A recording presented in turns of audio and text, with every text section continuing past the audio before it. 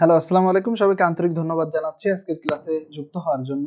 আমি আজকে তোমাদের সাথে কাজ ক্ষমতা শক্তি অধ্যায়ের প্রত্যেকটা এমসিকিউ এর টাইপ নিয়ে আলোচনা করব, যাতে সামনে গুচ্ছ পরীক্ষায় তোমাদের জন্য এই অধ্যায়ের সব ধরনের এমসিকিউ তোমরা সলভ করতে পারো।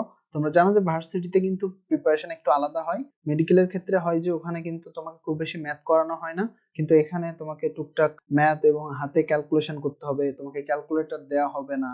সো তোমাকে কিন্তু বিষয়গুলো প্র্যাকটিস করতে হবে আগে থেকে, রাইট? সো চলো আমরা শুরু করি। আজকে আমরা কয়েকটা এমসিকিউ এর টাইপ দেখব।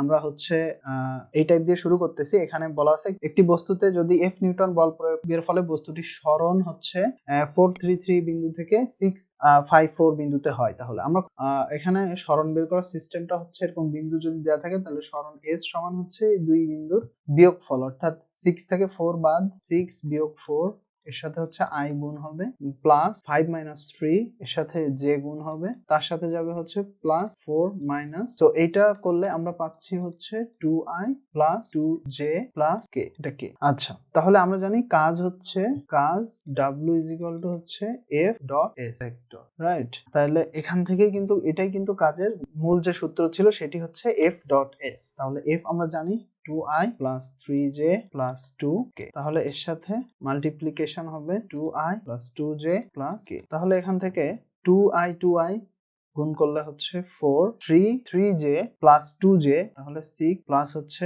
2 into 1 মানে 2, তাহলে কাজ হচ্ছে 12 জুল, রাইট?